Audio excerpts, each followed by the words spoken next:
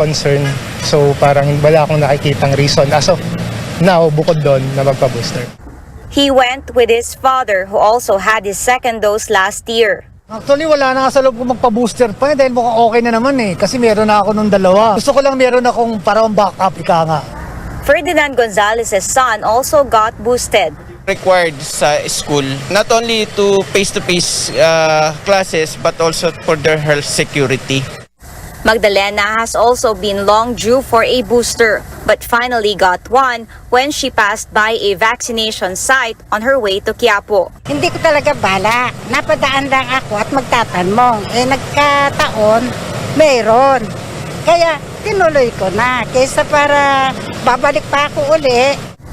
Like most vaccination sites, this one in Cartilla ng Katipunan in Manila is getting fewer booster vaccinees. Most of those who come here take the additional dose if required for work or travel. The new administration is playing catch-up on slow booster uptake.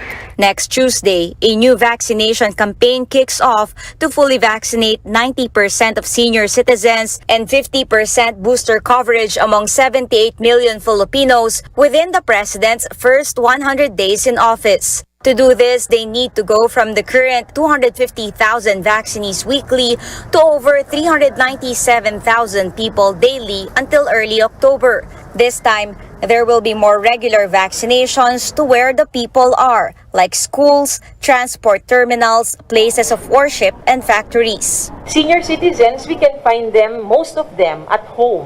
Hirap, lumabas, we go to them. Children will go to school already. So let's set it up there. Baka mas ma-encourage natin ang mga bata at mga nanay nila na magpabakuna. Even the teachers who are not yet vaccinated. Perks of getting boosted and disadvantages of those who don't have one are still being discussed. But if the government reaches its target vaccine coverage, Health Officer in charge Vergeres says the president is looking at making wearing a face mask optional outdoors. If we reach that 50% booster coverage, we have enough confidence that the wall of immunity will be there. Ang unang-unang sinabi ng presidente, baka sakasakaling pag-aralan na natin na pwedeng yung mask outside spaces ay maari nang maging voluntary na lang. Without enough data to back its safety and efficacy, health officials can't yet endorse a second booster shot for the general population. But they are asking the Food and Drug Administration to study the second booster shot for age 50 to 59 based on studies done abroad. Caroline Bongkin, CNN Philippines. Omicron offshoot BA.5 is dominating COVID-19 cases in the United States. 78% of new infections across the U.S. last week were positive for the subvariant. Health officials say that is up from 69% the week before. The spread of BA.5 is causing a wave of breakthrough infections and reinfections in the U.S., with hospitals seeing an increase in admissions and even deaths. The U.S. Center for Disease Control and Prevention has recommended a fourth vaccine brand, Novavax, carrying different immunity against more infectious variants.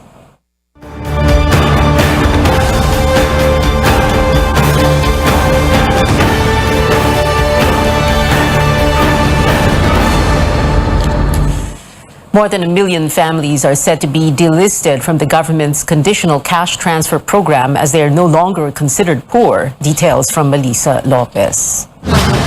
The Social Welfare Department cleans up its Pantawid Pamilyang Pilipino program or 4Ps to remove 1.3 million families from its list of beneficiaries.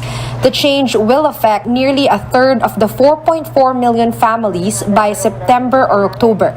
The agency says it's for a good cause. Abay, kung graduate na ho yung mga anak po nila, di ho ba?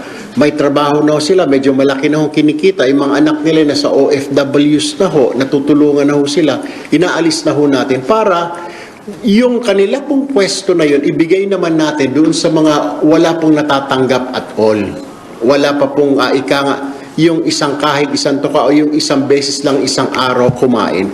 The news concerns Cristina Ricabar, a 4-piece recipient with 2 kids in high school. She owns a sari-sari store in Barangay San Vicente in Quezon City. She continues to receive 4,600 pesos every 2 months from the program. Malaking tulong talaga sa amin yun. Kasi kahit paano, para sa mga anak ko, sa pag-aaral nila. Sana kung gano'n na may tatanggalin, ano nila, investigahan nila na para at least valid reason talaga na matanggal pa. Poor families get 1,600 up to 3,400 pesos monthly, provided they send their children to school and bring them to health facilities for checkup and vaccination. Jelly Gasga was a 4-piece beneficiary for 5 years until DSWD stopped releasing her monthly aid of 2,000 after her youngest turned 19. Sa 2,000 na yun, yung 1,000 ilalaan po sa pamasahe niya.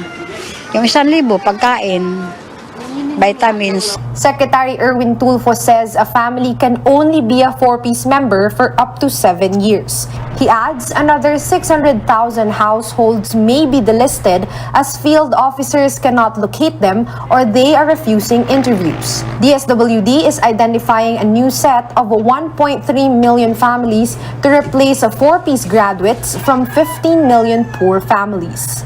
Siguro okay lang, pero sa panahon ngayon, kung ako ang tatanungin, medyo mahirap pa kasi siyempre yung napagdaanan natin. 4-piece beneficiaries know the cash aid cannot be forever, but they hope it can be sustained at the time of high prices and a continuing pandemic. Melissa Lopez, CNN Philippines.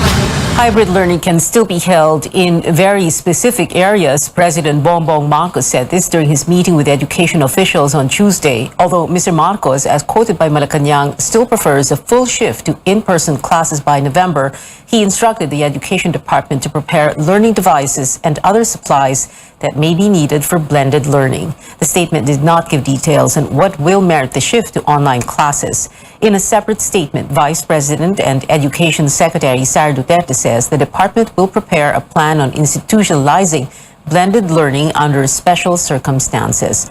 Duterte previously gave strict orders for the mandatory face-to-face classes beginning November 2nd. She says that requirement is still in effect.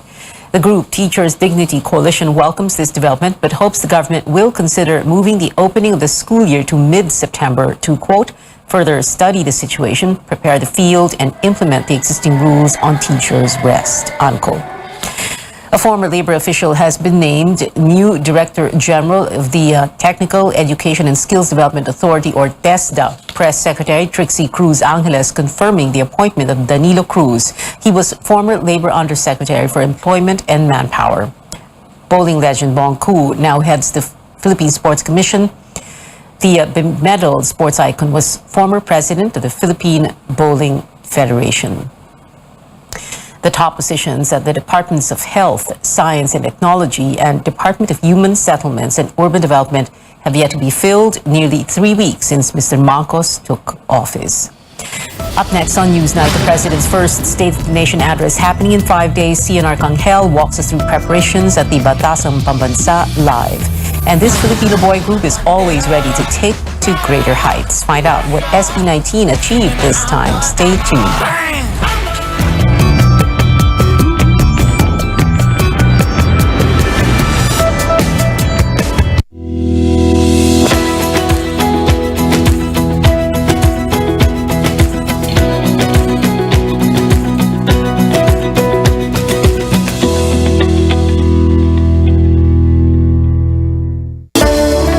Conquering the universe was the ultimate, but there's more. Dahil tinawag ko ako ng Panginoon for a major purpose. To guide the youth, help communities, and to bring others closer to Him.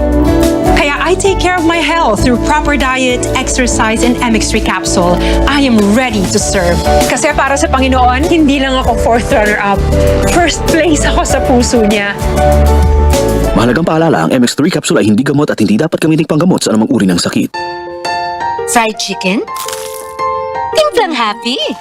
With easy-to-cook Magnolia Chicken Timplados. Iba't ibang sarap ng chicken, kaya. Anong Magnolia Chicken Timplados mo?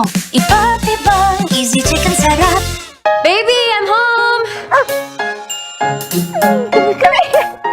Happiest ako kapag listo at ganado siyang kumain. Happy and healthy siya sa Nutri-Chunks. Recommended by my vet. Nutri-Chunks is the only one with active boost and prebiotics na pampalisto. Made with real meat and fortified pa with essential nutrients that help keep him strong, healthy and happy. Listo ganado sa NutriChunks.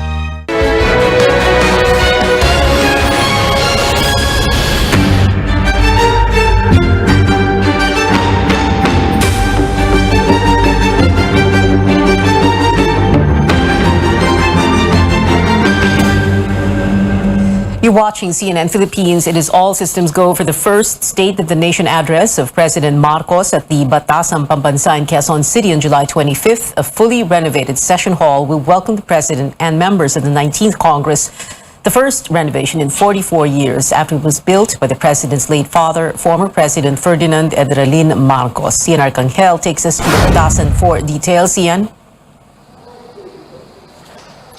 Pia, a full house is expected at the session hall on Monday when President Bongbong Marcos delivers his first State of the Nation address.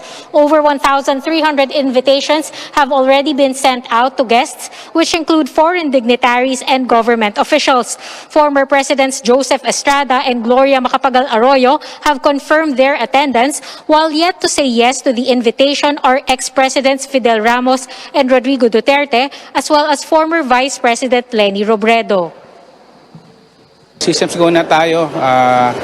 Nag-out na rin tayo ng may invitations. Ang gusto ng Malacanang, actually, ang Pangulo is maging simple lang. Simple at very more non-traditional ng SONA. Renovation of the session hall is completed in time for the Marcos SONA at a price tag of over 100 million pesos. Additional lights have also been installed to make the hall brighter, while the flat flooring is now converted into steps to accommodate additional seats for lawmakers.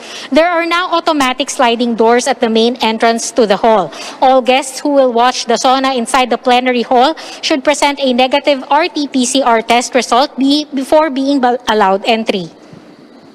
As much as possible, first come first serve yung mga makakaupo dun sa yung mga former member na pwedeng gusto mo po, makakaupo sila doon. Pero the rest, sa gallery na sila makakaupo. Starting Friday, Batasang Pambansa will be on total lockdown, and on July 25, it will be a no-fly zone. Signal jammers will be activated just before the President's arrival. The SONA will be directed by Director Paul Soriano. Back to you, Pia. Cian, what do we know about the program? Pia, so far the details are coming in trickles from the House Secretariat. What we know so far is that a choir from Ilocos Norte will be singing the Philippine National Anthem on the day of the State of the Nation address. There are also no other information provided as to the caterer and the food that will be served to the guests after the SONA, but the House Secretary General said that there will be cocktails after the event. Pia? Cian Arcangel there reporting from Quezon City. The Presidential Security Group in final stages of preparations for Mr. Marcos' SONA. PSG Commandant Colonel Ramon Zagala says they're making necessary coordination with other security agencies, including the police and the armed forces. Zagala says they're making sure everything will run smoothly on Monday. We assure you that we will deploy enough personnel to protect the President, the First Family, and all those attending. As you know, it is not just the President attending the SONA. There will be members of the House of Representatives, the Senate, and other guests that will be attending, which will be part of the protection that PSG will need during the SONA. A different scene will take place outside the Batasan on Monday. Militant groups are taking to the streets to demand action from the Marcos administration on issues affecting millions of Filipinos. Chrissy Di Matulak reports. Militant groups will be pushing through the tradition of holding protest actions during the State of the Nation address. This year will be no exception, especially with President Bongbong Marcos set to deliver his first SONA. According to the group Bayan, they are unperturbed with the authorities' call for a no-rally zone along Commonwealth Avenue. Secretary General Renato Reyes says they plan to hold a protest along Batasan Road, their usual venue during the President's address. We're not going to go to President Memorial Circle. Hindi namin option yun. Hindi rin option yung CHR kasi masyadong maliit. In 2016 and 2017, we were able to hold the SONA rallies along Batasan Road. And for the last 6 years, there have been no untoward incidents. Less than a week before the sauna, authorities deemed Commonwealth Avenue a no-rally zone, saying protesters, whether pro or anti-government, are only allowed to gather in freedom parks, such as the UP grounds and Quezon Memorial Circle. The Philippine National Police clarified that if rallyists are able to secure a permit from the local government unit, they can hold actions even along Commonwealth. As long as they will be issued permit po at nakalagay po doon yung time and manner and place po nung pinayagan po na area ay pagbibigyan naman po ng PNP po yun. Police said they will be implementing the appropriate response when needed. Magkakaroon po ng sakitan, definitely po ay hindi po may iwasan na magkaroon po ng arrest dyan. At may mga naka-standby po tayo na mga bus po ng BGMP na kung saan po pwede po nating dalhin po doon sa kasakaling may mga aresto. Pero this time ma'am, patuloy po kaming umaapil sa mga grupo po na magpoprotesta na wag na po sana tayong humantong sa ganong sakitan. The usual practice of burning effigies is discouraged this year, in line with the adherence to minimum health standards. They say this is to avoid the gathering of massive crowds at a specific area. Bayan says they are currently coordinating with the Quezon City local government in order to secure a permit. Chrissy de Matulak, CNN Philippines. What can we expect during President Marcos's first sauna? A glimpse of some traditions and rituals in this first of a three-part sauna series. Another year, another State of the Nation address. Only this time, it's a new administration, a new president. But it's not just any new president. He's a Marcos, something the forces that ousted his father 36 years ago never saw coming. A wild pendulum swing, a 180-degree turnaround from 1986 to 2022. So now we can't use the term post-Marcos to describe every Congress since 1986 because, well, it doesn't apply anymore.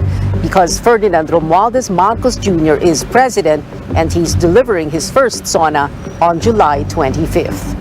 Ladies and gentlemen, honorable members of Congress, the President of the Republic of the Philippines, President Rodrigo Roa Duterte. Which, as tradition and ritual dictate, go by clockwork. A State of the Nation address is delivered every single year, every fourth Monday of July, in the plenary hall of this Batasang Pambansa. Shortly before 4 in the afternoon, the President disembarks from a chopper and is welcomed by the Chief of Staff of the Armed Forces and the Sergeants at Arms of both the Senate and House of Representatives. This welcome symbolizes the fact that the executive and legislative are co-equal branches of government. AFP Chief of Staff General Andres Centino, appointed by former President Duterte and extended by President Marcos, escorts the President through an honor guard for arrival honors. Waiting at the end of that honor guard formation will be the Senate President, Juan Miguel Zubiri, and the Speaker of the House, Martin Romualdez, the President's first cousin on his mother's side. There was a Speaker Daniel Romualdez, Imelda's uncle, from 1957 to 1962, 3 years before Marcos Sr. became president. So as the president enters the Batasan, he's brought first to a holding room to wait for the appointed time. Rodrigo Roa Duterte. And when that appointed time comes, he's led to the session hall where he makes his entrance. Now that pandemic restrictions have eased up a bit, the sauna red carpet fashion show may be back to a certain extent, so the plenary hall will be filled with an extremely well-dressed crowd. By the time the president ascends the rostrum, the joint session will already have been called to order with a bang of two gavels and the mounting of the Senate and House maces on their holders. The only other two times when Congress is in joint session is when it convenes as the National Board of Canvassers to canvass the votes cast for president and vice president, as it did in May. And when it considers martial law, as it did in July 2017, when it extended martial law in Mindanao because of the siege of Marawi City. Part 2 of the Sauna 2022 series tomorrow here on Newsnight. We'll also bring you the first sauna of the 17th President Bongbong Marcos as it happens on Monday, July 25th from 2 p.m. onwards at the Batasang Pambansa in Quezon City. Catch live pictures of the opening of the 19th Congress at 9:30 a.m. only here on CNN Philippines. Siblings, Senators Pia and Alan Peter Cayetano, have yet to decide whether they will join the majority or minority blocs in the 19th Congress. Alan Peter says forming an independent bloc is one of their options if they fail to reach an agreement with either presumptive Senate President Mig Zubiri or Senator Coco Pimentel. Pimentel is looking to become the minority leader. The siblings want to make sure that the so-called supermajority will be independent, while they fear conflict in the race for the minority leadership. Kung magma-minority, 4 kami, baka mag-2-all sa minority leader. And as I said, ayoko namang makipag-agawan. So kung makipag-usap sila and they want me to lead the minority or they want Senator Pia, then pwedeng pag-usapan. Pero kung mag-aagawang kami, pwede naman kami mag-independent. If Senator Risa and Senator Coco would want me to lead the minority, because I did that during Pinoy's time and then I was a former speaker, I don't think I'll say no to them. In a text message to CNN Philippines, Pimentel said the Cayetanos are welcome to join minority and they will just have to settle the leadership issue among themselves. In other news, the Foreign Affairs Department looking to repatriate over 100 Filipino nationals in Sri Lanka soon as the South Asian nation grapples with economic and political unrest. Foreign Affairs Undersecretary Eduardo De Vega says 115 Filipinos want to go home, but he says it's difficult to arrange a repatriation flight because of Sri Lanka's administrative requirements. He adds the government is looking to fund commercial flight tickets of returning Filipinos. Certainly, ang gusto namin, bago matapos ang buwan ng Agosto, lahat ng nakauwi na gustong umuwi, nakauwi na. So, in the next few weeks, mag-umpisa na yan umuwi. The government also working to provide financial assistance to Filipinos staying in Sri Lanka, but De Vega says bringing money to the country is also difficult because of regulations on inflation. Around 700 Filipinos are living and working in that embattled country. Well, a move likely to anger protesters still in Sri Lanka, with lawmakers electing the embattled former prime minister as president. Ranil Wickremesinghe won 134 out of 223 votes from parliament Wednesday. Wickremesinghe sat as acting president after the former top official fled Sri Lanka and eventually resigned. Scenes of devastation in China, with the nation suffering from extreme weather emergencies. Towns and farmlands have been washed away by severe floods as COVID-19 health workers collapse from the scorching heat. Millions of people displaced, some even killed by flooding and landslides in China since May. And in the United States, excessive heat alerts have been raised over 20 states. This means more than 100 million people, or 1/3 of the American population, are facing a dangerous heat wave. Forecasters project dozens of record high temperatures across the southern U.S. Wednesday. Straight ahead on Newsnight, the head coach of Gilas Pilipinas says sorry to Filipinos after yesterday's devastating loss to Japan. And a sigh of relief from Pinoy fans of Justin Bieber with his Manila concert officially pushing through. More after the break.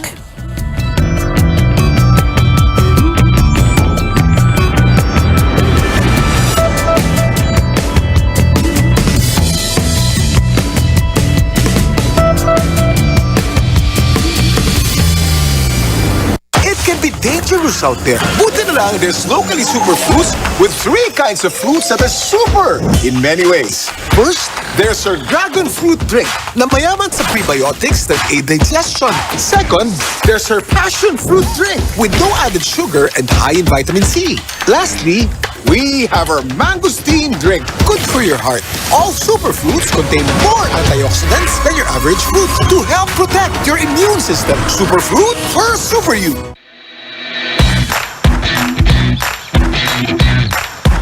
Jollibee Cloud is amazing. It's very convenient to use. It's like bringing our office trunk line anywhere. No missed opportunities. Savings? Oh yeah.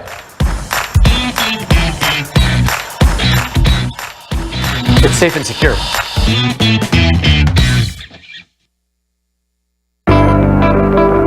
Malaking bagay yung mga farm to market road tulad ng mga expressways natin. Kasi pag humahango ka ng di-deliver, mapapabilis yung deliver niya.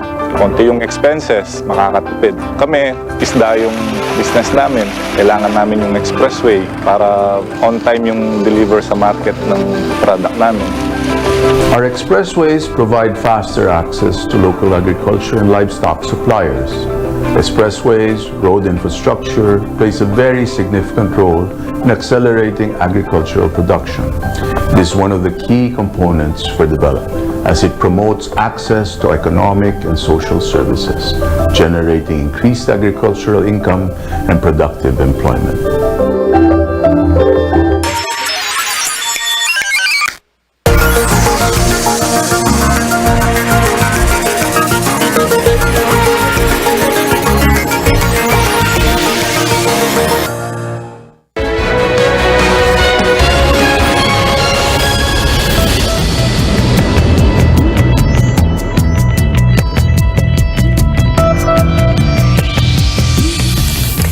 Welcome back to CNN Philippines Newsnight. A correction first on our story on Bong Ku with the Philippine Sports Commission. She's going to be a commissioner and she will not head it. Now, meantime, let's go on to other sports stories. It is the end of the road for Gilas Pilipinas in the FIBA Asia Cup in Indonesia after finishing in 9th place. The national men's basketball team bowed to Japan in a knockout game last night, 102-81. It was Japan's first win against the Philippines in 12 years. Gilas head coach Chot Reyes apologizing for disappointing, quote, a lot of our countrymen. But he said the tournament exposed the team to a new level of play. We brought a very young team here, and the experience is just going to make them better. For the FIBA World Cup Asia qualifiers, Gilas may be getting help from a Filipino-American NBA star. In an exclusive interview with Plate Right TV, Reyes says Jordan Clarkson, a former NBA Sixth Man of the Year, is expected to join the team next month for games on the 25th and the 29th. Updates on local concerts now. Great news for Believers. All is set for Justin Bieber's show in Manila. Ovation Productions confirms the American pop star is resuming his Justice World Tour after postponing shows last month in Canada and the US because of health issues. Justin previously posted a video showing that he was unable to move half of his face because of Ramsay-Hunt syndrome. Bieber is holding a concert at the CCP Open Grounds on October 29. And fans of Jessie get ready to zoom in at the Mall of Asia Arena in Pasay City. The K-pop rapper will perform there on September 30th. Pre-selling for tickets is set on July 31st, while the official sale begins the next day. Alongside the likes of BTS and the Beatles, P-pop sensation SB19 was named one of Teen Vogue's 33 favorite boy bands of all time. The Lifestyle magazine writes the five-member act, quote, continued achieving heights of popularity in early 2022 with the release of their hit Bazinga. And that is it for now. Join me again on news.ph at 7 p.m. and on Politics as usual at 8. I'm Pio Ontiveros for Newsnight, where we go above and beyond the headlines.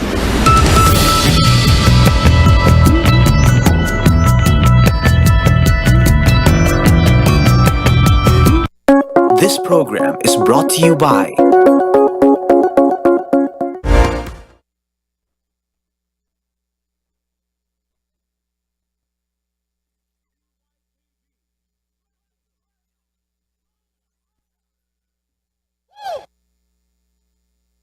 DYKB Radio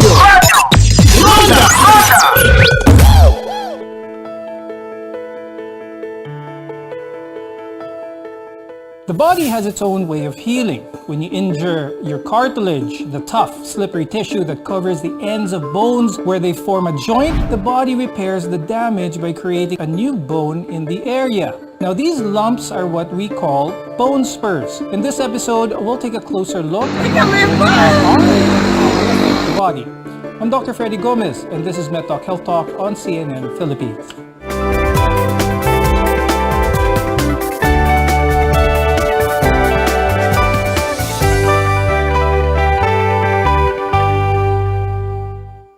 Our guests are here today to guide us on what are bone spurs.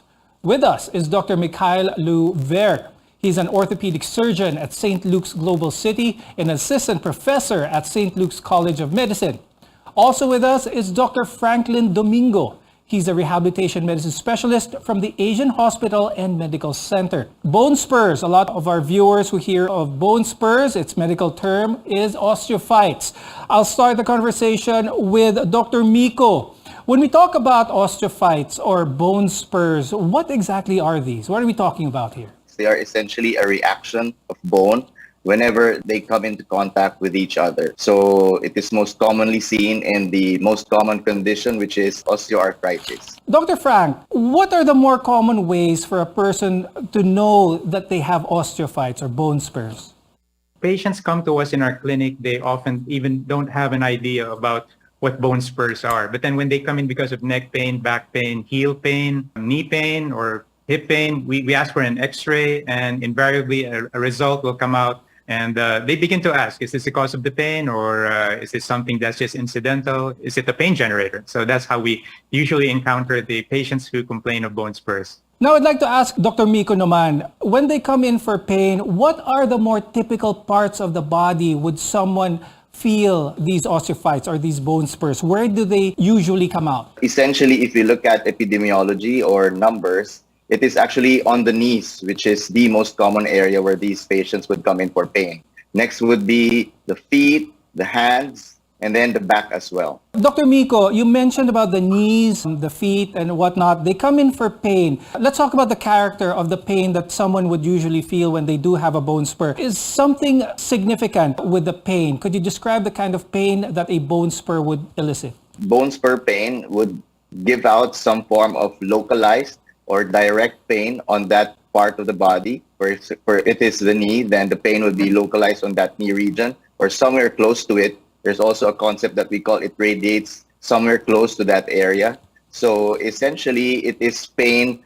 It's like point tenderness pain. Whenever you point to that region, that is where it's most painful at, then most likely it is because of consequence of the bone spurs. Now, Dr. Frank, let's talk about that a little bit. Could you expound a little bit more on how bone spurs occur in the process of repair? Yeah, it's your body's failed attempt at trying to repair damage that has been caused through wear and tear. Most specifically in patients with arthritis. And it usually happens in joints where we have a lot of loading. So when damage occurs in these joints because of injuries, overuse, or just simply wear and tear, it's the body's own way of trying to heal itself, but invariably it just doesn't work out the right way, and we have bone spurs, and when they touch on nerves that are sometimes around these structures, they invariably cause pain. Now, apart from repairing injuries to our bones and joints, are there other causes of bone spurs, Dr. Miko? It usually comes into play with regards to medical conditions. So these come into play with some conditions like rheumatoid arthritis.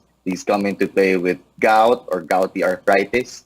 And these are more of the medical arthropathies or medical joint pains that we also see in clinic. Dr. Miko, are there certain people who are more at risk of developing bone spurs? I hear a recurrent term here is osteoarthritis. So are there certain age groups who are more at risk of getting bone spurs?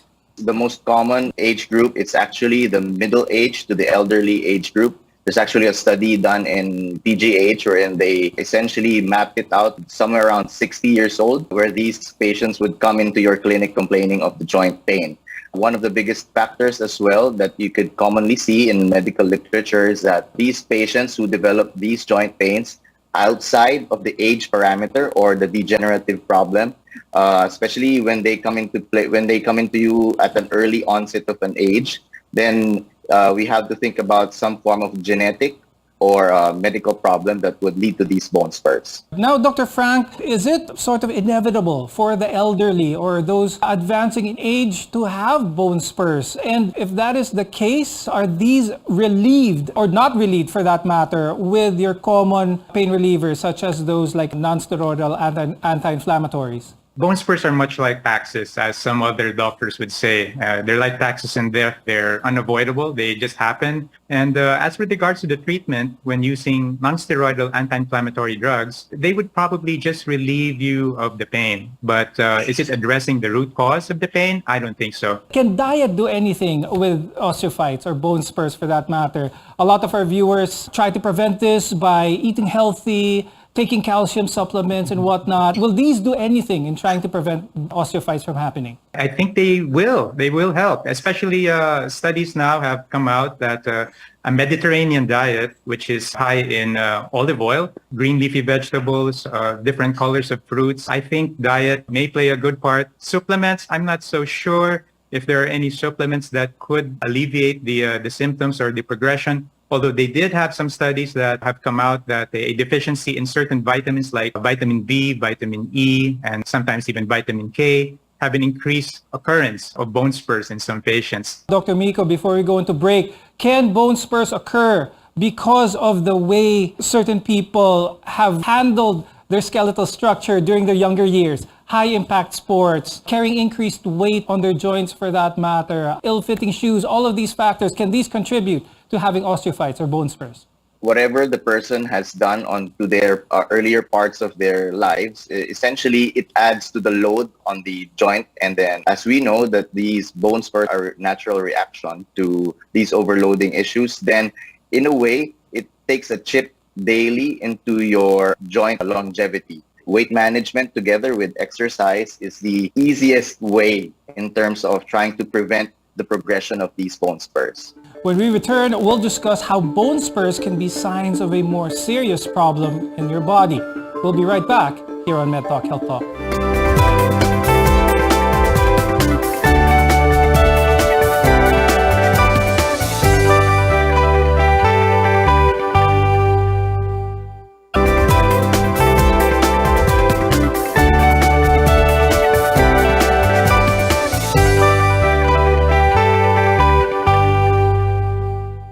I'm Dr. Freddy Gomez and welcome back to MedTalk Health Talk, where caring is our calling.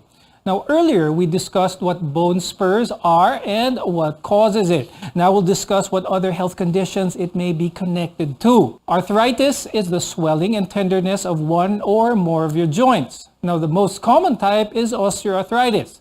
Now, osteoarthritis causes cartilage to break down, and as we've mentioned earlier, the body repairs the damage by growing bone spurs. Now, Dr. Miko, let's talk a little bit about connection of arthritis and that of osteophytes or bone spurs. Is one dependent on the other?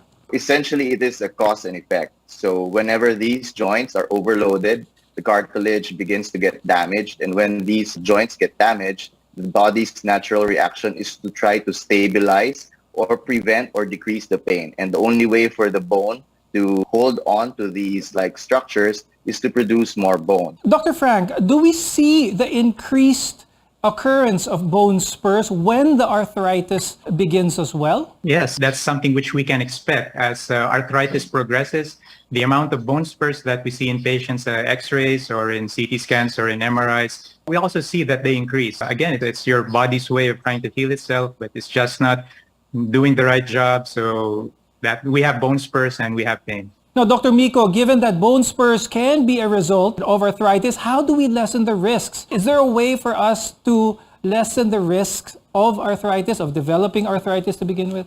Yes, there are ways, modifiable ways that we can do to prevent these to prevent the disease progression. And it is one of the easiest ways to do this is through proper weight management and through good exercise. Exercise is actually a very good way to strengthen the musculatures around that joint region.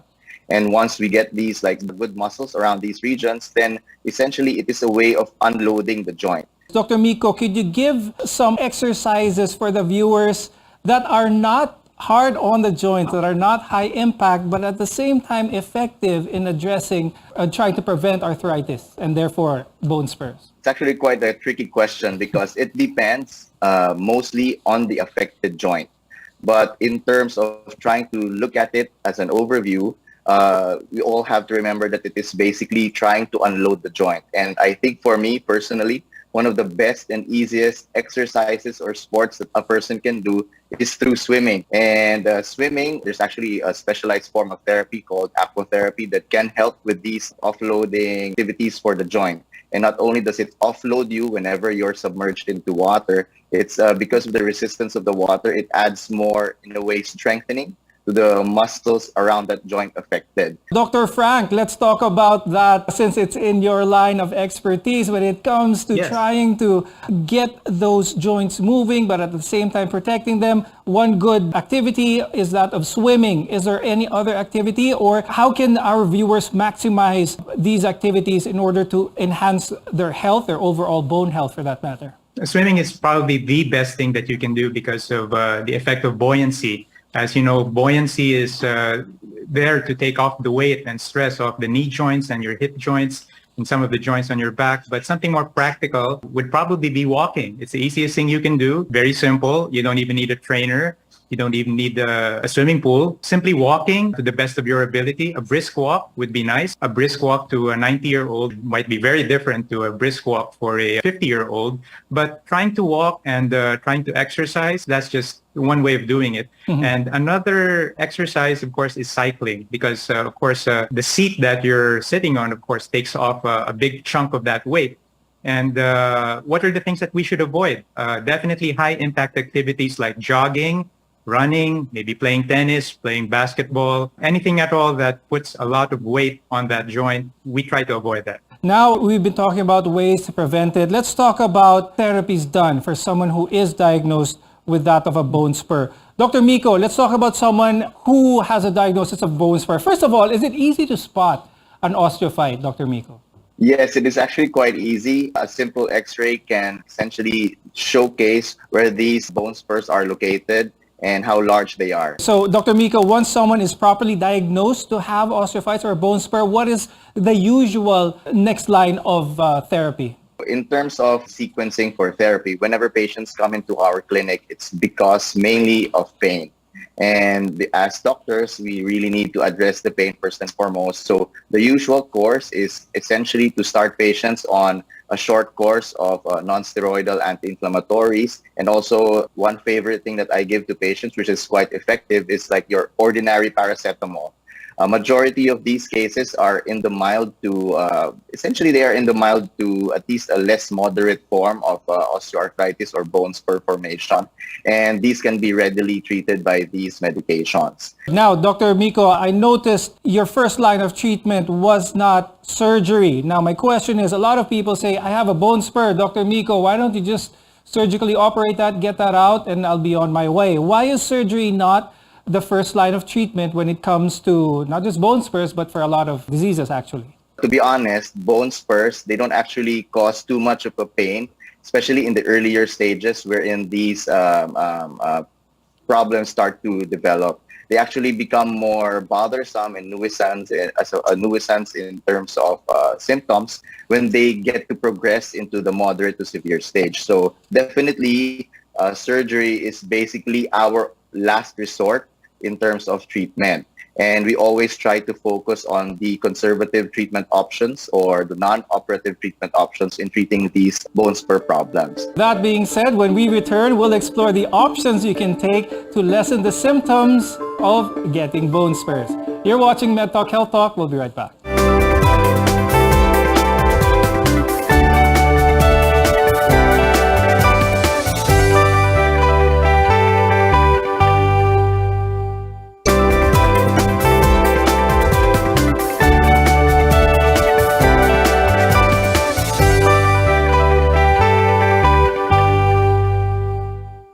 I'm Dr. Freddy Gomez, and this is MedTalk Health Talk, your partner in healthcare. Now that we know what bone spurs are and how they are diagnosed properly, let's discuss how different forms of treatment are and how they are there to prevent bone spurs from causing you more trouble. Dr. Frank, let's talk about some of the therapies involved when someone is diagnosed with having a bone spur. Depending on where they are, let's talk about the more common one on the knees and the feet. What type of therapy are patients expected to have when they are under your care? What we can try to do is we can try to give modalities to decrease the pain.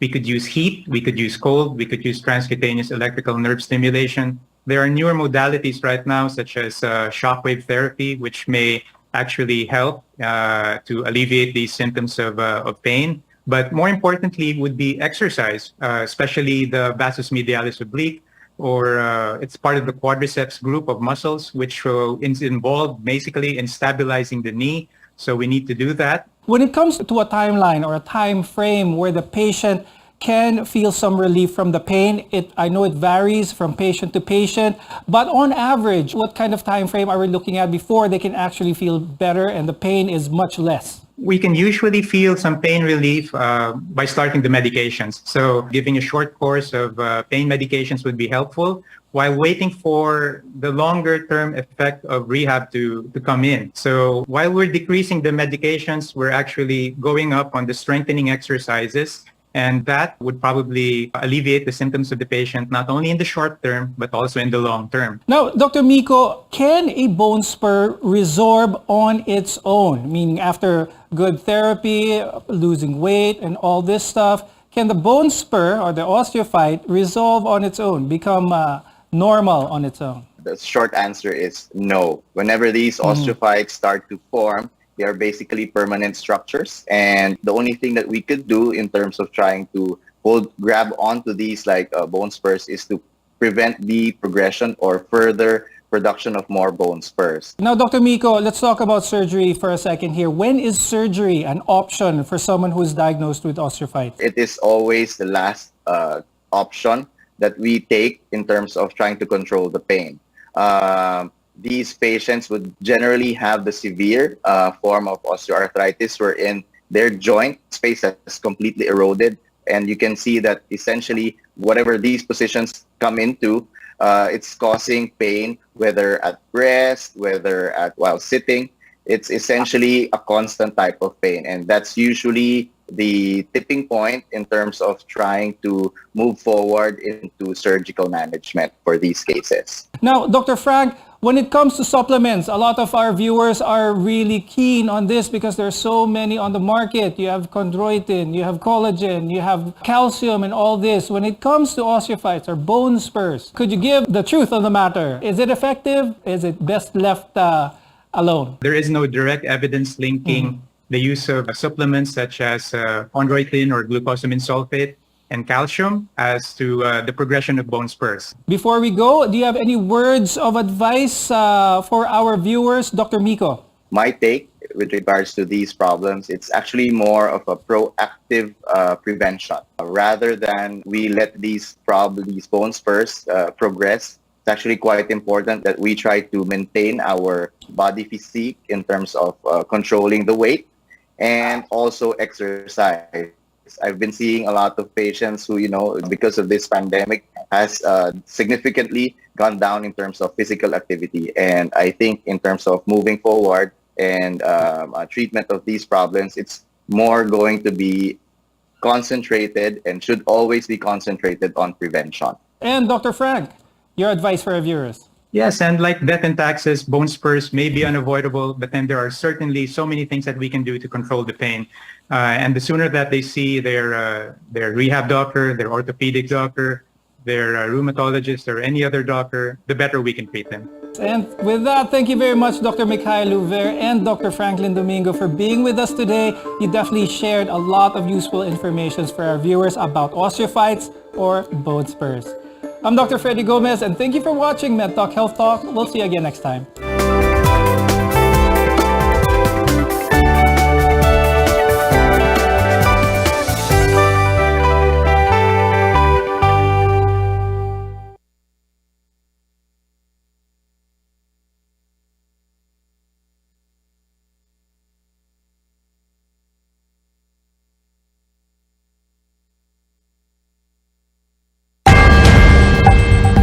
Let's get ready to rumble!